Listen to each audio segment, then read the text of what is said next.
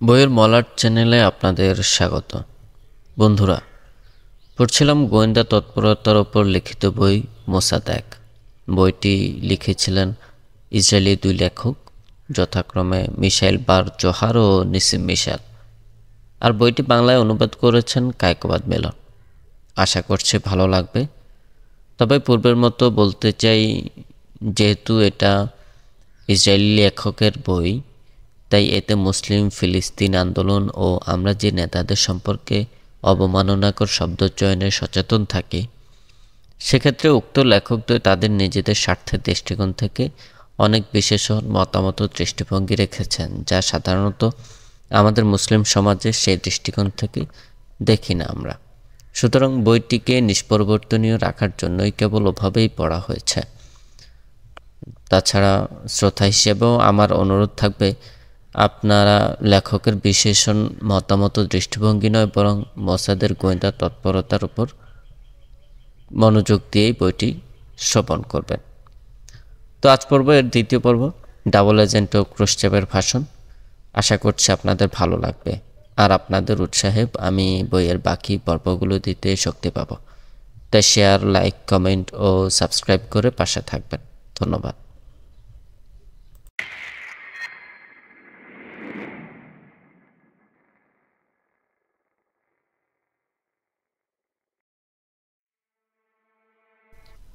Double agent ও ক্রুশ্চেভের ভাষণ। শুরুটা হয়েছিল ভালোবাসা দিয়ে। ঘটনার সময় 1956। লুসিয়া বারানভস্কি প্রেমে হাবুডুবু ভিক্টর কায়েভস্কি নামের এক সুদর্শন সাংবাদিকের।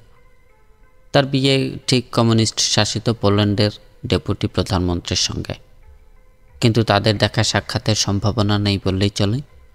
লুসিয়া পোলিশ কমিউনিস্ট পার্টির সাধারণ সম্পাদিকা।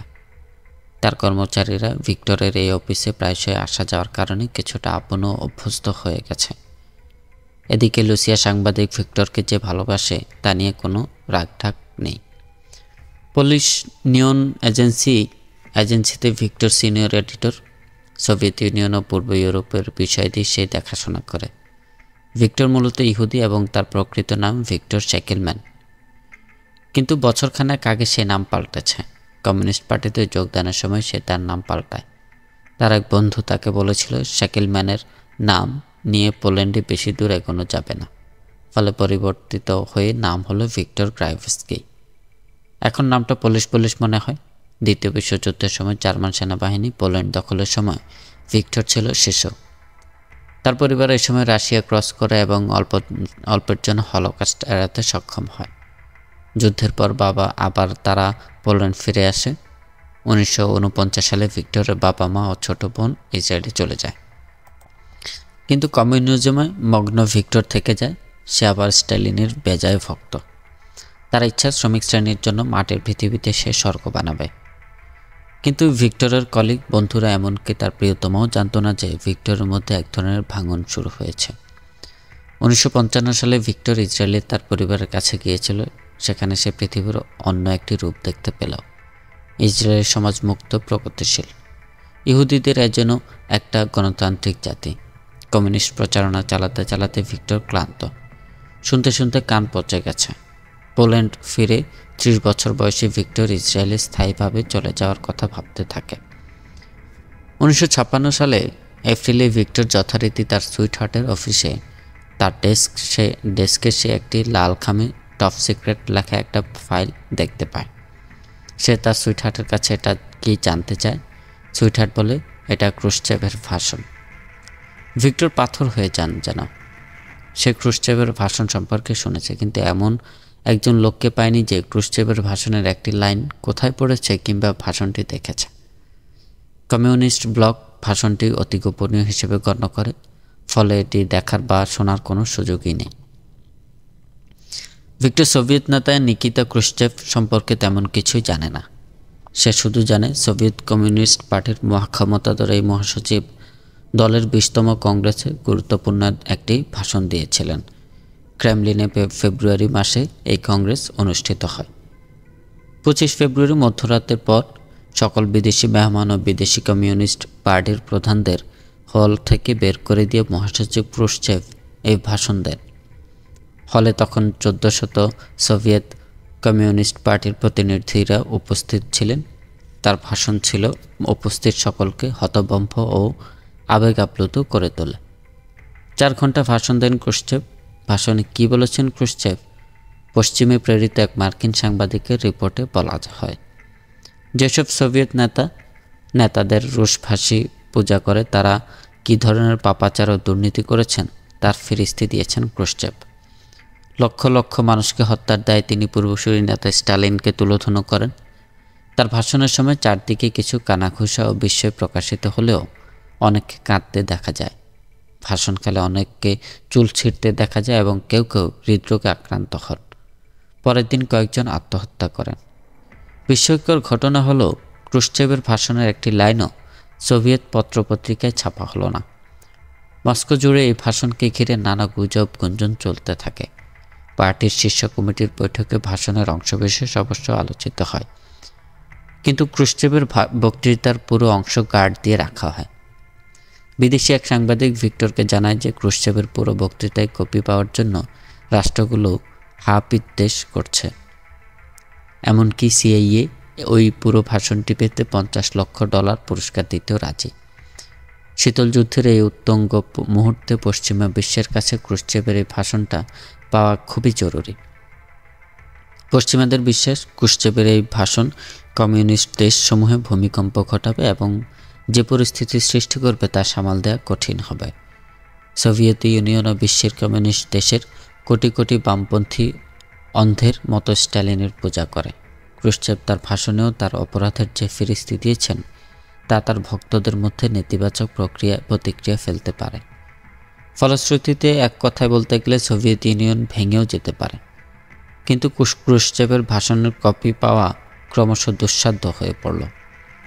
পরবর্তীতে ভিক্টর জানতে পারল ক্রুশ্চেভ সিদ্ধান্ত নিয়েছেন তার ভাষণের কিছু কপি তিনি পূর্ব ইউরোপের কমিউনিস্ট নেতাদের কাছে পাঠাবেন। সেই পাঠানো কপির একটি কপি ভিক্টরের গার্লফ্রেন্ডের টেবিলে টপ সিক্রেট লিখে জমা পড়েছে। ভিক্টর তার গার্লফ্রেন্ড ও পোল্যান্ড কমিউনিস্ট পার্টির সেক্রেটারি জেনারেল লুসিয়ার কাছে দেখে তা কয়েক ঘন্টার জন্য থাক চাইল। বলল, এখানে গ্যাঞ্জামের মধ্যে পড়া যাবে না, বাসায় গিয়ে পড়বে। ভিক্টর অবাক করে দিয়ে লুসিয়া তাকে ভাষণের কপিটি দিল। ফেরত দেওয়ার একটা সময় বেঁধে দিল।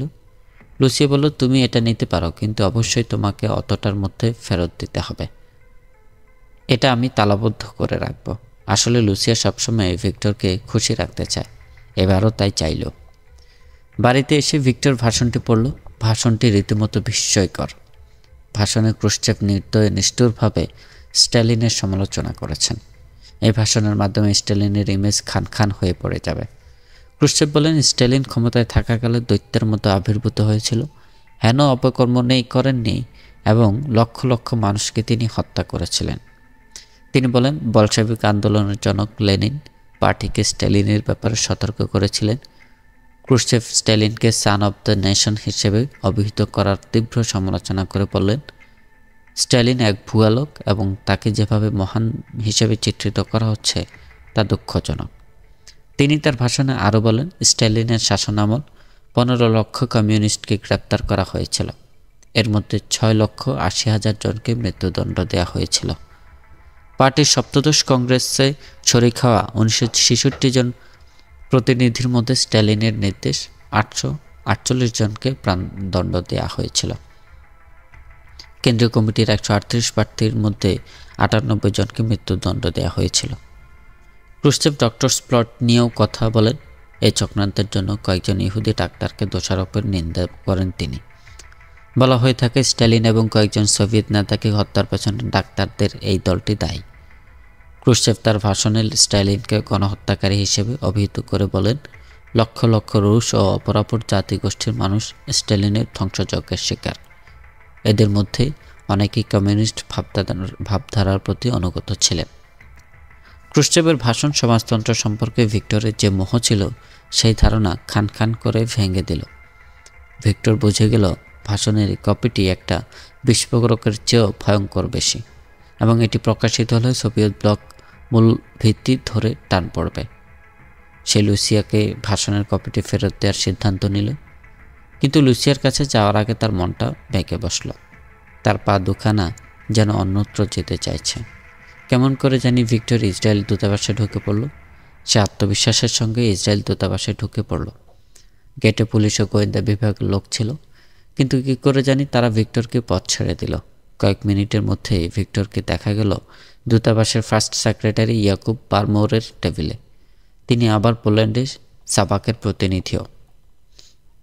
ভিক্টর তার হাতে ক্রুশ্চেভের ভাষণের লাল খামটি তুলে দিল। ভিক্টরকে কয়েক মিনিট বসতে বললেন ইয়াকুব। ভাষণটি পেয়ে তার আত্মা ছাড়ার উপক্রম হয়েছে। ইয়াকুব 1 ঘন্টা পর ফিরে এলেন। ভিক্টর বুঝল যে ইয়াকুব পুরো ভাষণটি ফটোকপি করে রেখেছেন, কিন্তু এ নিয়ে কোনো প্রশ্ন করল না তিনি।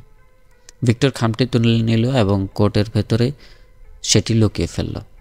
সে লুসিয়ার অফিসে যথাসময়ে ফিরে গেল এবং লুসিয়া সেটি সাবধানে তুলে রাখল।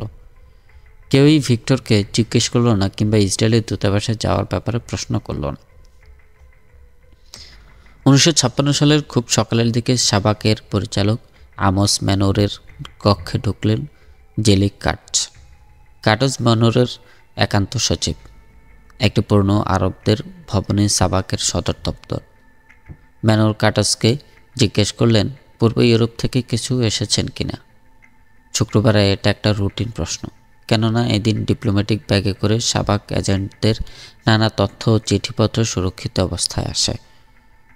জেলিক জানালেন কয়েক মিনিট আগে ওয়ার্স থেকে ক্রুশ্চেভের ভাষণের অংশবিশেষ এসেছে। মানোর কথা শুনে লাফিয়ে উঠলেন এবং এখনই তা নিয়ে আসার জন্য বললেন। ম্যানোর মাত্র কয়েক বছর হলো ইসরায়েলের ইমিগ্রেন্ট হয়েছেন। তার জন্ম রোমানিয়ায়। সচ্ছলই তিনি ছিলেন। তাকে ইউটসে পাঠানো হয়েছিল। সেখানে বাবা মা 2 বোন অর্থাৎ পুরো পরিবারকে হত্যা করা হয়। তাদের ক্যাম্প মুক্ত হয়ে গেলে তিনি বুখারেস্টে চলে যান। ব্রিটিশ নিয়ন্ত্রিত ফিলিস্তিনি ইহুদি শরণার্থীদের চোরাপথে সেখানে প্রেরণের তিনি ব্যাপক অবদান রাখেন। যুদ্ধকালে তার পরিচিতি ছিল আমোস নামে, যদিও কাজ চালাতে তাকে বহু নাম ব্যবহার করতে হয়েছে। ইসরায়েলে যাওয়ার পালা যখন তার আসে রোমানিয়ায়, তাতে আপত্তি জানায়। তিনি চেক প্রজাতন্ত্রের একটি ভুয়া পাসপোর্ট নিয়ে রোমানিয়া থেকে পালান। নিজের নাম ধারণ করেন অট্টো সাস্টানকে নামে। তার বন্ধুরা তার সহস্র নাম রয়েছে বলে মজা করতেন। ইসরায়েলে ঢোকার পর তার নাম হয় আমোস ম্যানোর। ইসরায়েলের গোয়েন্দা দপ্তরে তিনি অল্প সময় নাম করেন। ইসার তার প্রতি দুর্বল ছিলেন, কিন্তু ম্যানোর ছিলেন তার বিপরীত। ইসার ছোটোখাটো, ম্যানোর লম্বা। ইসার ছিলেন শান্ত। ইসার খেলাধুলা করতেন না, কিন্তু ম্যানোর ছিলেন ভালো সাঁতারও। টেনিস, ভলিবল খুব ভালো খেলতেন। ইসার মূলত রুশ ভাষায় কথা বলতেন। ম্যানোর জানতেন 7টি ভাষা। ইসার লেবার পার্টির ভক্ত সদস্য, কিন্তু ম্যানোর রাজনীতির ধার থাকতেন না। ইসার ভদ্রচিত পোশাক পরতেন, ম্যানোর পরতেন ফ্যাশনেবল পোশাক। চেহারা ইউরোপীয়দের মতো, কিন্তু অসম্ভব বুদ্ধিমান ছিলেন। ইসার তাকে 1949 সালে সাবাকে নিয়োগ দেন। প্রায় 4 বছরের মাথায় ইসারের অনুমোদনে প্রধানমন্ত্রী বেন গুরিয়ন তাকে পরিচালনা করেন। ইসরায়েলি গোয়েন্দাদের সিআইএর সাথে গোপন সম্পর্ক প্রতিষ্ঠায় তাকে দায়িত্ব দেওয়া হয়েছিল। বৃষ্টিস্নাত এক শুক্রবারে ম্যানোর ফটোকপিগুলো নিয়ে নিজেই বসলেন। তার পক্ষে বোঝা কোনো সমস্যা ছিল না, কেননা রুশ সহ 7টি ভাষা তিনি জানেন। পড়তে পড়তে তার মনে হলো ক্রুশ্চেভের ভাষণের গুরুত্ব অপরিসীম। পড়তে পড়তে তিনি লাফ দিয়ে উঠলেন এবং চটজলদি প্রধানমন্ত্রী বেন গুরিয়নের বাসভবনে গেলেন। প্রধানমন্ত্রীকে তিনি বললেন, এটা অবশ্যই আপনার পড়া উচিত। বেন গুরিয়ন রুশ ভাষা জানতেন এবং ভাষণটি তিনি পড়লেন। পরের দিন সকালে তিনি ম্যানোরকে জরুরি ভিত্তিতে ডেকে পাঠালেন। তাকে বললেন এটি একটি ঐতিহাসিক ডকুমেন্ট এবং এটি পড়ে মনে হয়েছে ভবিষ্যতে রাশিয়ার একদিন গণতান্ত্রিক রাষ্ট্র পরিণত হবে।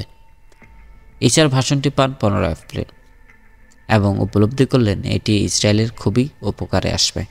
বিশেষ করে এই ভাষণের কল্যাণে মোসাদের সঙ্গে সিআইএ সম্পর্ক আরও মধুর ও ঘনিষ্ঠ হবে।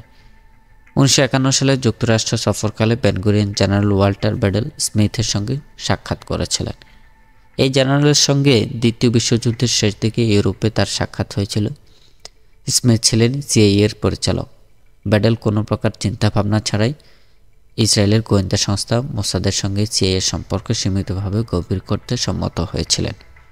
ওদিকে মোসাদের জন্ম মাত্র 1947 সালে। সোভিয়েত এবং ইস্টার্ন ব্লকের অভিবাসীদের সম্পর্কে তথ্যাদি নিতে ইসরায়েলের সহযোগিতাকে আমেরিকা খুব গুরুত্ব দিয়েছিল। বহু প্রকৌশলী, টেকনিশিয়ান, এমনকি সেনা কর্মকর্তা যারা সোভিয়েত ইউনিয়ন বা ওয়ারশতে কাজ করতেন, তাদের পক্ষে কমিউনিস্ট ব্লকের সেনা ও যন্ত্রপাতি সম্পর্কে জানানো সহজ। ইসরায়েল আমেরিকাকে এসব তথ্য প্রকৃতপক্ষেই সরবরাহ করে আসছিল। আমেরিকা এসব খবরের দিনকে দিন চমৎকৃত হচ্ছিল। আমেরিকা তাদের কাউন্টার ইন্টেলিজেন্সের প্রধান প্রবাদপুরুষ জেসাস অ্যাঙ্গলটেনকে ইসরায়েল তথা মোসাদের সঙ্গে সম্পর্ক উন্নয়নে লিয়াজো অফিসার নিযুক্ত করল। জেসাস ইসরায়েল সফর করলেন এবং বিভিন্ন বিভাগের প্রধানদের সঙ্গে পরিচিত হলেন। তিনি আমোস ম্যানরের সঙ্গে একটা বন্ধুত্বপূর্ণ সম্পর্ক স্থাপন করলেন, এমনকি তার ছোট্ট 2 রুমের বাসায় স্কচ খেয়ে খেয়ে কয়েকটি দিন থাকলেনও। কিন্তু এবার ইসার এবং আমোস অনেক গুরুত্বপূর্ণ জিনিস আমেরিকার হাতে তুলে দিতে উদ্গ্রীব হলেন। তারা সিদ্ধান্ত নিলেন ক্রুশ্চেভের ভাষণ তারা সরাসরি ওয়াশিংটনে পৌঁছে দেবেন, তবে তেল আবিবের সিআইএ অফিসের মাধ্যমে নয়। যুক্তরাষ্ট্র নিযুক্ত মোসাদ প্রতিনিধি ইজি ভোরেটকে ভাষণের কপি এক বিশেষ বার্তাবাহকের মাধ্যমে বাহককে পাঠিয়ে দিলেন। এই কপি দ্রুতগতিতে পৌঁছে গেল জেসাস অ্যাঙ্গলেন্টনের হাতে।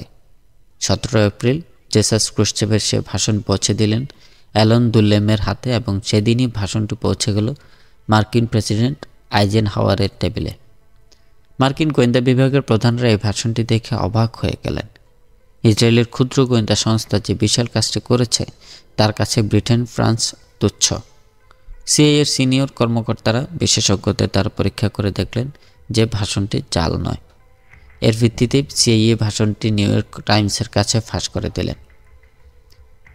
1956 সালে 5 জুন নিউ ইয়র্ক টাইমস ক্রুশ্চেভের ভাষণটি প্রথম পাতায় ছেপে দিলে বিশ্বব্যাপী যেন ভূমিকম্প হয়, কমিউনিস্ট বিশ্ব আলোড়ন হয়। কতিপয় ঐতিহাসিকের মতে এই ঘটনায় পোল্যান্ড এবং হাঙ্গেরিতে সোভিয়েতের বিরুদ্ধে স্বতঃস্ফূর্ত গণ অভ্যুত্থান এবং সভা সমাবেশ হতে শুরু করে। ইসরায়েলের এই ইন্টেলিজেন্স কু মোসাদ ও সিআইএ তথা আমেরিকার সম্পর্ককে আরও গভীর ও মধুর করে তোলে। লুসিয়া যে ফাইলটি ভিক্টরকে প্রায় তাচ্ছিল্য ভরে দিয়েছিল, সেই ফাইলটির কারণে ইসরায়েলের মোসাদ হিমালয় সদৃশ মর্যাদা লাভ করে। ভিক্টর যে ক্রুশ্চেভের ভাষণ আমেরিকা পাচারের মূল ব্যক্তি, কারো মনে তা নিয়ে কোনো সন্দেহের উদ্রেক হলো না। 1957 সালে ভিক্টর ইসরায়েলে স্থায়ী হলো। ম্যানরের কাছে সে কৃতজ্ঞ, কেননা ম্যানর তাকে ইসরায়েলের পররাষ্ট্র মন্ত্রণালয়ে একটি চাকরি পাইয়ে দিলেন। পূর্ব ইউরোপের ডেস্কে তাকে বসানো হলো। কিছুদিনের মধ্যে ভিক্টরকে সরকার পরিচালিত রেডিও কোল ইসরায়েলের সম্পাদক ও রিপোর্টার হিসেবে নিয়োগ দেওয়া হলো। রেডিওর পুলিশ সেকশনে তার কাজ। কিন্তু কিছুদিনের মধ্যে ভিক্টর তার 3 নম্বর চাকরিটি পেল। ইসরায়েল থেকে আসার পর ভিক্টর একটি স্কুলে জনাকয়েক সোভিয়েত কূটনীতিকের সঙ্গে সাক্ষাৎ করেন। ইমিগ্রেন্ট ও বিদেশিদের যে স্কুলে হিব্রু ভাষা শেখানো হয় সেখানেই তাদের আলাপ। একজন রুশ কূটনীতিক পররাষ্ট্র মন্ত্রণালয়ে ভিক্টরের সঙ্গে পরিচিত হন এবং একজন অভিবাসী হিসেবে বড় পদে আছেন জেনে খুব খুশি হন। এদিকে এক কেজিবি এজেন্ট ভিক্টরের পোল্যান্ডের রাজনৈতিক পরিচয় উল্লেখ করেন এবং অতীতের কথা স্মরণ করিয়ে দেন। কেজিবি এজেন্ট অতঃপর ভিক্টরকে ইসরায়েলে তাদের এজেন্ট হওয়ার অফার দেন। ভিক্টর বিষয়টি নিয়ে ভাববেন বলে প্রতিশ্রুতি দিয়ে মোসাদের সদর দপ্তরে সরল মনে উপস্থাপন করেন। ভিক্টর জানতে চান তার এখন কী করণীয়। মোসাদের লোকজন খুশিতে আত্মহারা হয়ে চমৎকার বলে প্রস্তাব গ্রহণের অনুমতি দেন। ভিক্টর এখন হলেন ডাবল এজেন্ট, অর্থাৎ নিজ দেশ ইসরায়েল এবং ভিনদেশ রাশিয়ার। তবে শর্ত হলো ভিক্টর সোভিয়েত ইউনিয়নকে ভুয়া তথ্য দেবেন। দ্বৈত গোয়েন্দাগিরি শুরু করে ভিক্টর দীর্ঘদিন রাশিয়াকে ভুল খবর দিয়ে যেতে লাগলো। মোসাদ যেভাবে ব্রিফ করত রুশদের সেভাবেই খবর দিত ভিক্টর। তার কেজিবি বসরা জেরুজালেমে কিংবা দূতাবাসের রিসেপশনেও গিয়েও সে তথ্য সংগ্রহ করত। 14 বছর ধরে ভিক্টর এভাবেই 2 দেশের গোয়েন্দা হিসেবে কাজ করছে। রুশরা কোনো ঘটনায় তাকে সন্দেহ করেনি এবং নিত্য নতুন খবরে তারা চমৎকৃত হয়েছে এবং ভিক্টরকে বাহবা দিয়েছে। মস্কোর কেজিবি সদর দপ্তরে বরং এই গুজব চালু ছিল যে তারা খুবই ভাগ্যবান, কেননা ইসরায়েলে তারা এমন একজন চর পেয়েছেন যার সঙ্গে ইসরায়েল সরকারের শীর্ষ পর্যায়ের সঙ্গে গভীর সম্পর্ক রয়েছে। বেশ চমকপ্রদ খবর পাওয়া যাচ্ছে তার কাছ থেকে।